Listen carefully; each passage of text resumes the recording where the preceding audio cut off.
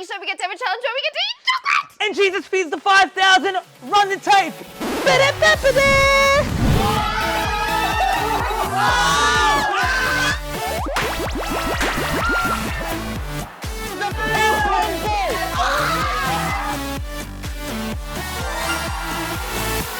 Welcome back, Link Crew, and a very big special welcome back to Miguel!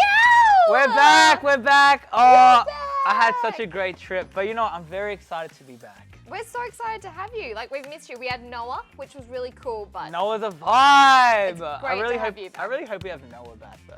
I'm sure Noah and the rest of Unscripted will come back and visit us. That's on my New Year's resolution. To get the Unscripted crew in more. 100%. I like 100%. Producers, make it happen. Now, Miguel, speaking of the episodes of Noah, did you get to see any of them? No, I actually didn't get to. Well, good news for you. If you want to go watch them, and if you guys want to go back and look at any videos that you've missed, head over to thelinkcrew.com and hit that YouTube button and it'll take you straight there to see all the other videos. But right now, why don't we read some of your shout-outs? Hey Link, these are your shout-outs. Kobe says, I am only 7 years old. I think you're the GOAT. Thanks for saying my shout-out. PS, love your videos. God bless the Link Crew. Hey, thank you so much, Kobe. God bless you too. We think you're the GOAT.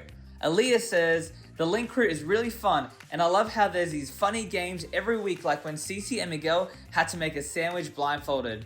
Aaliyah, that was a really gross game, but we love that you love our games. Madeline says, y'all should do mystery boba for a challenge. I think you're right, Madeline. I reckon we'll try to do that. And Dakota says, hi guys, I love the Link Crew.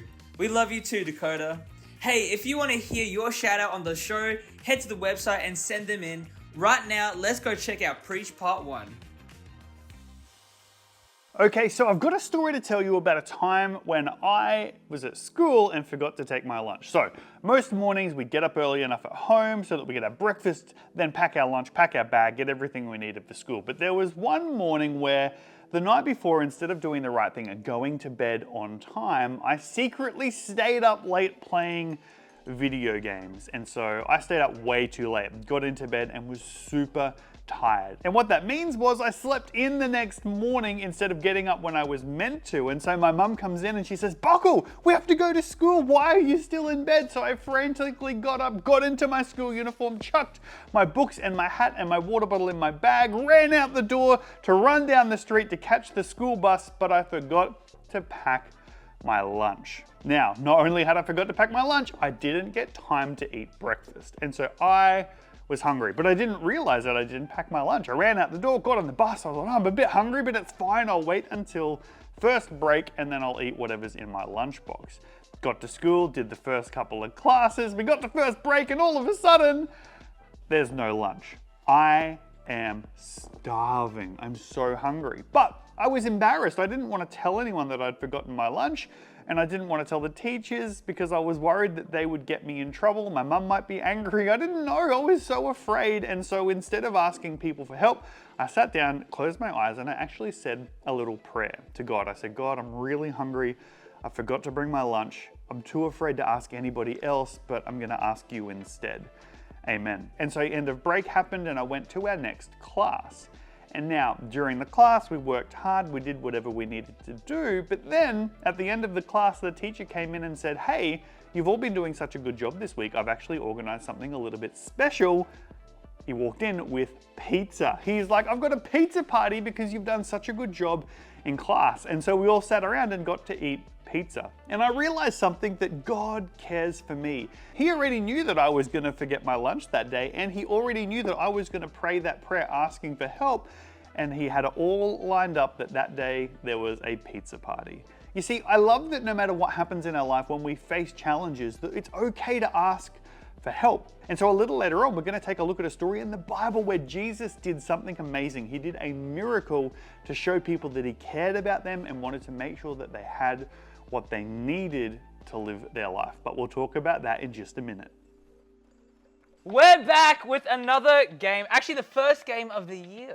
For us. Cece, for us. Oh, did you guys do enough? We did games. I'm so sorry. Without me. I'm sorry. But But you you're know here and The score has reset. fair. Zeros. Because I was winning. Well, you're winning. Yeah, well, I'm not having Noah's score taint my record here. Thank you very much. Okay, fine. Miguel, Zeros. got chocolate. We got chocolate. Fun things. We got dice. I have a good feeling I know what the game is. I still have no idea. Should we chuck it to the producers? Let's chuck it. Let's find out what we're doing. Noah. Today's game is called the Chocolate Game. It is where you'll have to dress yourself in all 5 items. They don't have to be put on properly, but they have to be put on. And then you can eat the chocolate once you've put all the items on. You can only put the items on once you've rolled a double. So either 2 6s, 2 5s, 2 4s, 2 3s, 2 2s, or 2 1s. If the other person rolls a double, you have to take all the items off before beginning to roll again. Whoever gets to the beautiful caramel chocolate in the middle wins the game. Okay. Question, do I have to use a knife and fork? Yes, you do have to use a knife and fork. Question, can I cut more than one? No, only one piece at a time. Well, I'll let Cece start first, because ladies first. Lads, we are gentlemen out Thanks. here. Girl. We are gentlemen out You here. ready? 3, I'm ready. 2, 1, go! Oh! Oh my gosh. Yeah, it's hard, man.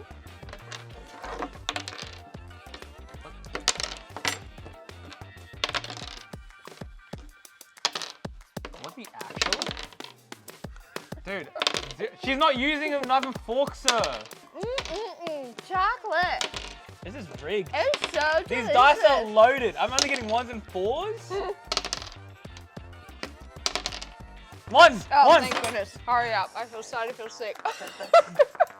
Ones! Alright, we're back, we're back. Dude, I swear she gets it like straight away.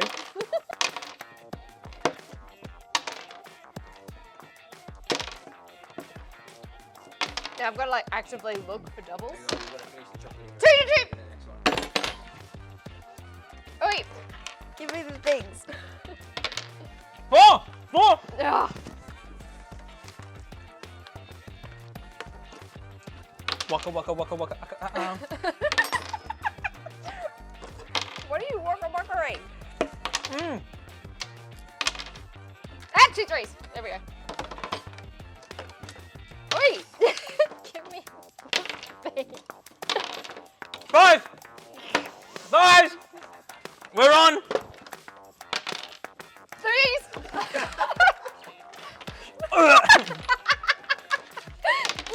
That's my ear. You say I got big ears? No, I would never Wow. say that to you. Wow.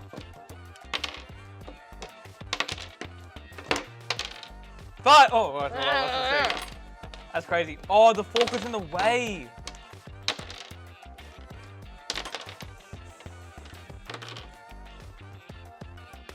Oh my gosh. Dude, what the heck? Double please. 2 3s, 2 4s, 2 5s. I'm gone. That's the game. Bro, that's actually so rigged. If you Caramel. can't finish it in 5 seconds, I automatically win. 5, 4, 3, 2, 1. Ah, open up! What is that? I'm gonna finish eating this. How about you guys go check out today's animated Bible story? Has anything exciting ever happened near you? Something so amazing that everybody around had to come and see for themselves. Well, this would happen to Jesus all the time. In the New Testament of the Bible, we read that Jesus traveled all over the country teaching people about how much God loved them and doing miracles like healing the sick. The way that Jesus taught was so new that everybody would come to hear him. Whenever he'd speak, people would travel from everywhere to see for themselves. Once Jesus traveled by boat away from the crowds to be alone for a little bit, but sure enough, word soon spread where he was and people followed him on foot. When Jesus saw how many people had followed him, he had compassion on them and started healing anyone that was sick. But by now it was getting late in the day, and the disciples came to Jesus and said, "Jesus, send everyone home, send them away so that they can go and buy themselves dinner from the local towns." But Jesus replied, "Don't send them away, you feed them." Jesus already knew what he was about to do, but he was testing the disciples. "Jesus," they said, "do you know how much it would cost us to feed everybody here? There's over 5,000 people. And the only food that we have belongs to this little boy who only has 5 loaves of bread and 2 fish." Jesus told the disciples to get everyone to sit in groups on the ground, and Jesus took the bread and the fish. He held them up to God and gave thanks for the food. As the disciples took the bread and the fish and started to give it to the people, a miracle happened. Whenever they gave someone something to eat, there would be more food left to give to the next person. There was so much food that not only did everyone get to eat, they got to eat as much as they wanted. After everyone had eaten, the disciples gathered all the leftovers and they filled 12 large baskets with all of the food. How amazing that God didn't just supply enough food, but He supplied more than enough. I love this story so much because Jesus is teaching people. There's so many people there listening. The Bible actually says that there were over 5,000 men. And so on top of that, there would have been women, there would have been children, there would have been thousands and thousands of people listening to Jesus. And it's getting late in the day and the disciples say, Jesus, there's no Maccas here. There's no Hungry Jacks. Everyone's hungry. Send them home so that they can get home and have food. And Jesus turns to the disciples and is like, no, you feed them. Can you imagine being the disciple? It's like, I don't have a trailer full of food, Jesus. We've walked here. How am I meant to have enough food to feed over 5,000 people? But they were thinking physically with like what they had. They were like, this is all we have. Jesus, there's this little boy and we've got some bread and some fish. But that's not enough to feed 5,000. But Jesus knew better. He knew that God can take whatever we have, even though it might seem small, and can do a miracle with it. And so He blesses the food, gives it out. Not only does everybody get enough food through this miracle, the Bible says there's 12 baskets left over. There wasn't just enough, there was more than enough. And I love for us that no matter what happens in our lives, even if what we have seems small, whatever we have seems little and insignificant, that when we put it in the hands of Jesus and we trust whatever we have to Jesus, that He can take that little thing, do a miracle with it, and make it not just enough for what we need, but more than enough. And I love that, like in my story, I was willing to put my problem in the hands of Jesus. Jesus, I don't have a solution to this problem. I'm hungry, I need food. Could you help me? And then all of a sudden He does a miracle and He tees up a pizza party. I love that in this story that Jesus takes something small, this little boy's lunch. But you know what the little boy had to do? He had to trust Jesus.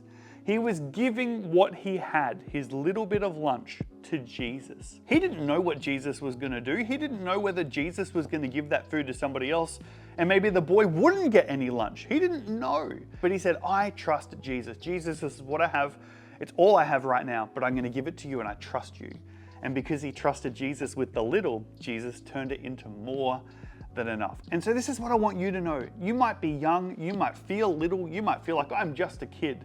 But did you know that if you give your life to Jesus, He can take your life and turn it into something beautiful, something amazing, something that can bless you and bless everyone around you. And so this is what I want you to remember. It's our most important point, that Jesus can do the impossible with what I give Him.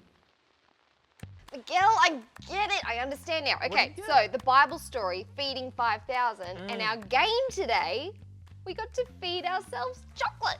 You know what? And just like back in that day, another miracle happened. You won.